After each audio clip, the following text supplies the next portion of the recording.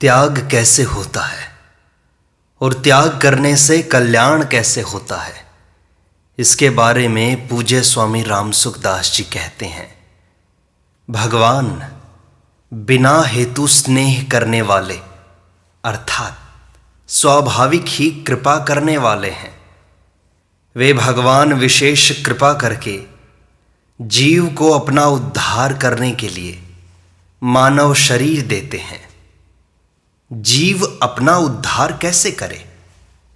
जैसे जलाशय में पड़ा हुआ कोई व्यक्ति अपना उद्धार करना चाहे तो वह जल को अपने हाथों से और लातों से मारता चला जाए। ऐसा करने से वह तर जाएगा, परंतु वह ऐसा न करके जल को अपने हाथों से लेने लगे तो वह निश्चित ही डूब जाएगा। ठीक यही बात संसार समुद्र में पड़े हुए जीव पर भी लागू होती है। अगर वह संसार का त्याग करने लगे तो वह तर जाएगा, उसका उद्धार हो जाएगा, परंतु वह संसार से लेना शुरू कर दे तो वह डूब जाएगा। जो संसार से अपना उद्धार चाहता है उसको यह अवश्य ही मान लेना चाहिए कि हमारे को जो कुछ मिला है वह वस्तु, योग्यता और बल जो है वह सब का सब केवल सेवा करने के लिए मिला है। कारण कि जो मिला है वह अपना नहीं है। अगर कारण की दृष्टि से देखें तो वह प्रकृति का है, कार्य की दृष्टि से देखें तो वह संसार का है, और मालिक की दृष्टि से देखें तो वह भगवान का है, वह अपना नहीं है। यह बात सच्ची है।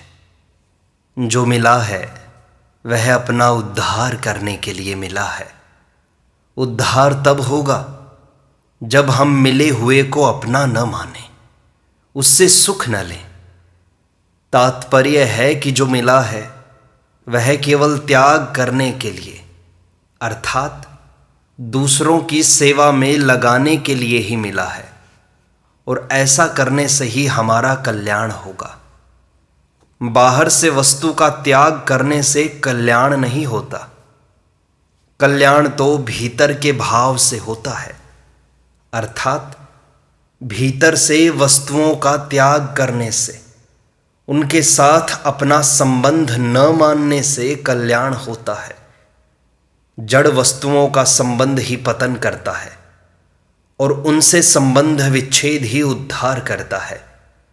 स्वयं चेतन होते हुए भी जीव ने जड़ को सत्ता और महत्ता देकर उसके साथ संबंध जोड़ लिया।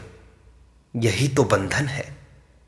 इसने जड़ शरीर को सत्ता दे दी कि शरीर है, उसको महत्ता दे दी कि शरीर के बिना सुख मिल ही नहीं सकता, और उसके साथ संबंध जोड़ लिया कि मैं शरीर हूं, शरीर मेरा है और मेरे लिए है। हमें जो कुछ मिला है वह सब का सब बिछुड़ने वाला ही मिला है। शरीर मिला है तो वह भी बिछुड़ने वाला है।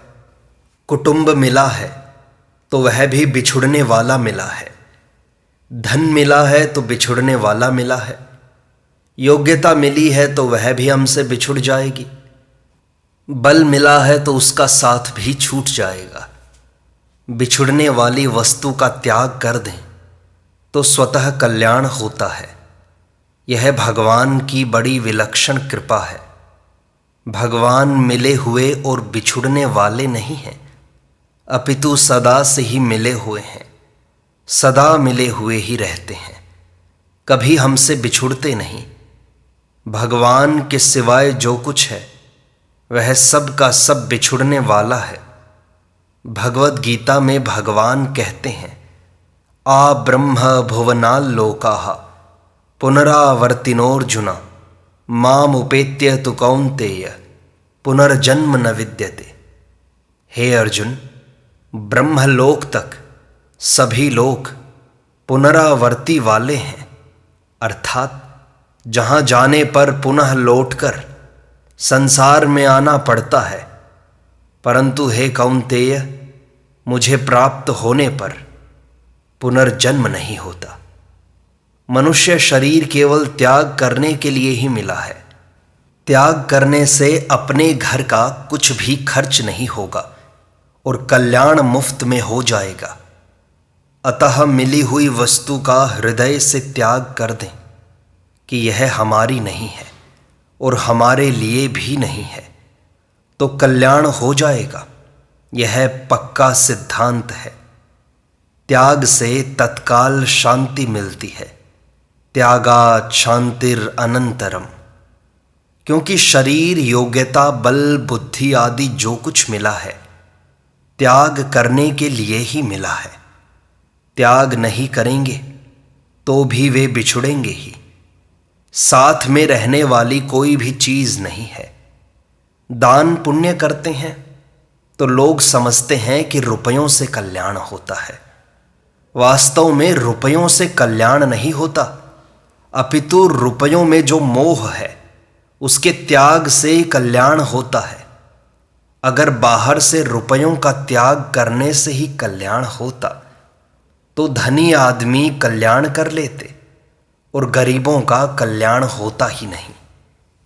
एक मार्मिक बात है, संसार सत है या असत, नित्य है या अनित्य, इस विषय में बड़ा मतभेद है। परंतु संसार का संबंध असत है, अनित्य है, इस विषय में कोई मतभेद नहीं है। जड़ चेतन का संबंध असत है, क्योंकि जड़ चेतन का संबंध हो ही नहीं सकता। अतः संसार से माने हुए संबंध का ही त्याग करना है। असत अपना नहीं है, यही असत का त्याग है। असत के त्याग से सत तत्व परमात्मा की प्राप्ति स्वतः हो जाएगी। शरीर बिछुड़ जाएगा तो मौत हो जाएगी, पर उसके संबंध का त्याग कर दें तो मौज हो जाएगी। छूटने वाले को हम अपनी मर्जी से छोड़ दें तो आनंद हो जाएगा, पर वह जबरदस्ती छूटेगा तो रोना पड़ेगा हमें। असत के त्याग का उपाय है, हमारे पास जो वस्तु, योग्यता और सामर्थ्य है उसका प्रवाह हमारी न होकर संसार की तरफ हो जाए, अर्थात वह संसार की ही सेवा में लग जाए। यह कर्मयोग है। विवेक विचार के द्वारा असत से ऊंचे उठ जाएं, उससे संबंध विच्छेद कर लें, तो यह ज्ञान योग है। सब कुछ भगवान का मान लें और भगवान को अपना मान लें, तो यह भक्ति योग है। ये तीनों योग जीव का उद्धार करने वाले हैं। तीनों योगों में खास बात है त्याग। त्याग करने के लिए ही हमारे को यह मनुष्य शरीर मिला है। त्याग यही करना है कि वस्तु, व्यक्ति और क्रिया के साथ हमारा संबंध नहीं जोड़ना है। यह संबंध चाहे सेवा करके छोड़ दो, चाहे विचार पूर्वक छोड़ दो, चाहे भगवान की शरण होकर छोड़ दो। गुणों का संग ही जन्म मरण में कारण है। कारणम गुण संगोस्य सद असद योनि जन्मसु। गुणों का संग छूट जाए तो फिर जन्म मरण कैसे होगा। माना हुआ संबंध न मानने से छूट जाता है, यह नियम है। संसार का संबंध माना हुआ है, वास्तव में है नहीं। जैसे अमावस्या की रात्रि और सूर्य का परस्पर संबंध हो ही नहीं सकता, ऐसे ही जड़ और चेतन का परस्पर संबंध हो ही नहीं सकता। अतः जड़ चेतन का संबंध केवल माना हुआ है और न मानने से छूट जाएगा, जो कि वास्तव में पहले से ही छूटा हुआ है। इस असत्य संबंध की मान्यता छोड़ने में मनुष्य मात्र स्वतंत्र है। इसको छोड़ने की योग्यता भी पापी, पुण्यात्मा, दुष्ट, सज्जन सब में है। इसमें सब के सब पात्र हैं, कोई कुपात्र नहीं है। केवल त्याग का भाव चाहिए और कुछ नहीं। जब हम अपने मन से ही सब कुछ छोड़ देंगे तो फिर बंधन कैसे रहेगा? असत्य को सत्य मानने और उसको महत्व देने के कारण ही उसको छोड़ना कठिन प्रतीत होता है।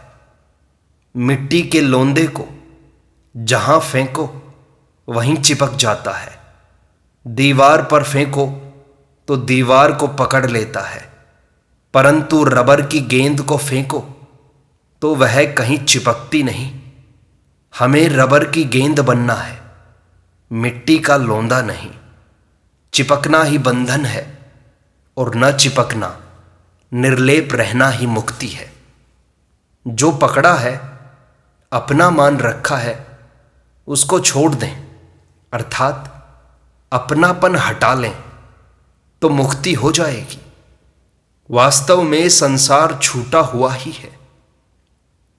केवल थोड़े से रुपए, थोड़ी सी जमीन जायदाद, थोड़े से व्यक्ति पकड़े हुए हैं, बाकी सब तो छूटा हुआ है। सबसे मुक्ति है। अरबों रुपयों से मुक्ति है, अरबों वस्तुओं से मुक्ति है, अरबों आदमियों से मुक्ति है। केवल थोड़े से रुपए, वस्तु, व्यक्ति आदि पकड़े हुए हैं, उतना ही बंधन है। उतना छोड़ दें तो फिर बंधन कहाँ रहा? तात्पर्य है कि मुक्ति कठिन नहीं है, बड़ी सरल है। वस्तु व्यक्ति के संबंध से हम सुख लेना चाहते हैं। इस सुख लोलुपता के कारण मुक्ति बड़ी कठिन मालूम होती है। वास्तव में सुख बहुत थोड़ा है और दुख बहुत अधिक है। गीता ने तो संसार को दुखालय कहा है, दुखालयम अशाश्वतम। संसार दुखों का घर ही है, यहां सुख को ढूंढना व्यर्थ है। रामायण में भी आया है, एही तन कर फल विषय न भाई। यह मनुष्य शरीर सुख लेने के लिए है ही नहीं, जहां सुख लिया वहीं फंसे। मान में, बड़ाई में, आराम में, निरोगता में, आलस्य में, प्रमाद में, खाने में, सोने में, जिसमें भी सुख लेंगे उसी में फंस जाएंगे। परंतु ये सब चीजें छूटने वाली हैं, रहने वाली नहीं हैं। जो चीज बिछुड़ने वाली है उससे अपनापन हटा लें, यही तो मुक्ति है। यह अपनापन अपने से न छूट सके तो भगवान को पुकारो, वे छुड़ा देंगे। व्याकुल होकर, दुखी होकर भगवान से कहो कि हे नाथ, शरीर संसार से मेरापन छूटता नहीं, क्या करूं? तो भगवान की कृपा से छूट जाएगा।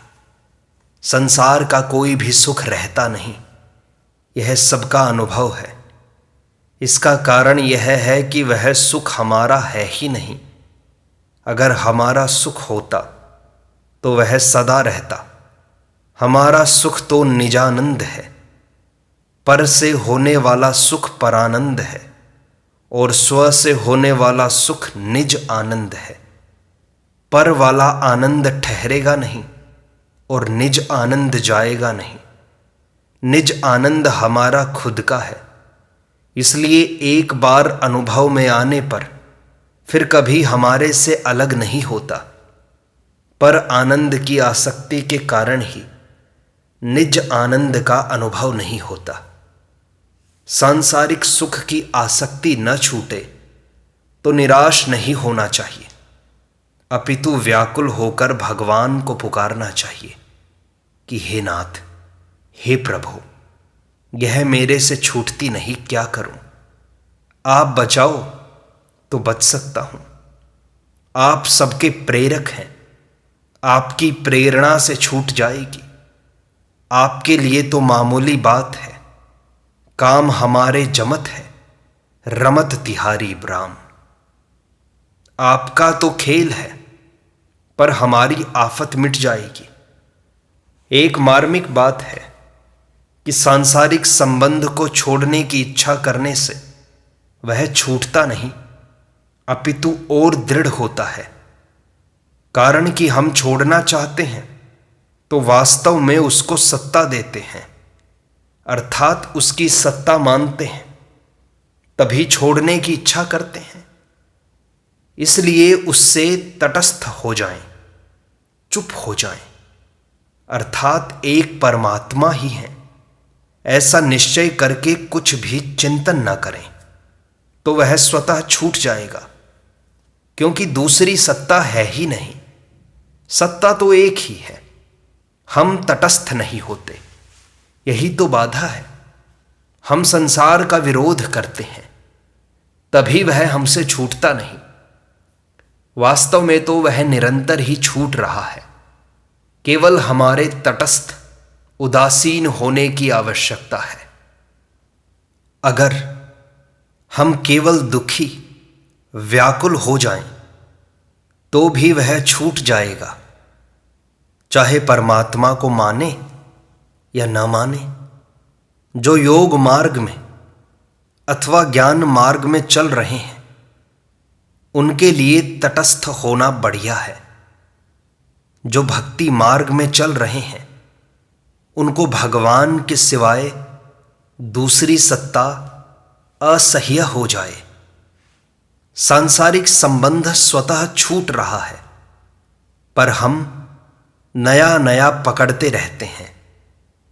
बालकपना छूट गया तो जवानी पकड़ ली, जवानी छूट गई तो बुढ़ापा पकड़ लिया, रोगीपना छूटा तो निरोगता पकड़ ली, दरिद्रता छूटी तो धनवत्ता पकड़ ली। अगर यह पकड़ना छोड़ दें तो वह स्वतः छूट ही जाएगा। हमें केवल त्याग का भाव बनाना है, त्यागी नहीं बनना है। त्यागी बनने से त्याज्य वस्तु के साथ संबंध हो जाएगा। जो मिला है वह तो छूटेगा ही, वह बना रहे अथवा न बना रहे, यही बंधन है और कोई बंधन नहीं है। आज तक सृष्टि में किसी का भी संबंध नहीं रहा, तो हमारा संबंध कैसे रहेगा? यह तो छूटेगा ही, और प्रतिक्षण छूट रहा है, इसलिए हम ही अलग हो जाएं। पारमार्थिक मार्ग में साधक को हिम्मत नहीं हारनी चाहिए, क्योंकि इसमें विजय निश्चित है। परमात्मा से तो कभी निराश नहीं होना चाहिए और संसार की कभी आशा नहीं रखनी चाहिए। आशा ही परमम दुखम। परमात्मा परम दयालु हैं, सर्वसमर्थ हैं, सर्वज्ञ हैं। वे सर्वज्ञ हैं, इसलिए हमारे दुख को जानते हैं। वे परम दयालु हैं, इसलिए हमारे दुख को सह नहीं सकते। वे सर्वसमर्थ हैं, इसलिए हमारे दुख को दूर कर सकते हैं। परंतु जो सांसारिक पदार्थों के लिए दुखी होता है, वह कितना ही रोए, रोते रोते मर जाए, पर भगवान उसकी बात सुनते ही नहीं। कारण कि वह वास्तव में दुख के लिए ही रो रहा है। परंतु जो संसार का त्याग करने के लिए रोता है, भगवान को पाने के लिए रोता है, उसका दुख भगवान सह नहीं सकते। मनुष्य सांसारिक सुख में फंसा है, तो यह वास्तव में केवल सुख लोलुपता है, सुख का लोभ है।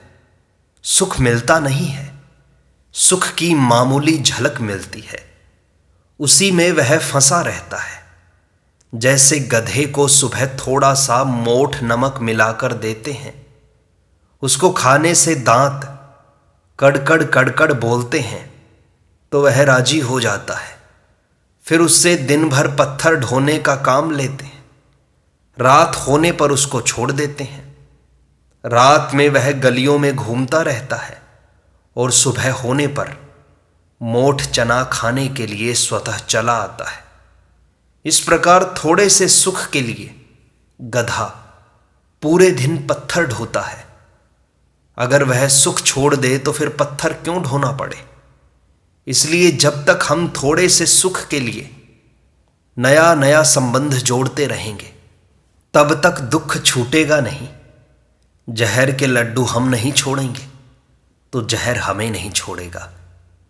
यह सुख आसक्ति अगर हमारे से न छूटे तो निर्बलता का अनुभव करके भगवान को पुकारना चाहिए।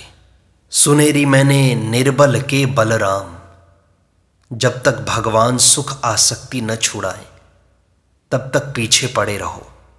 जैसे बच्चा माँ का पल्ला पकड़कर पीछे पड़ जाता है कि मेरे को लड्डू दे दो, तो माँ हार कर कह देती है कि जा ले ले।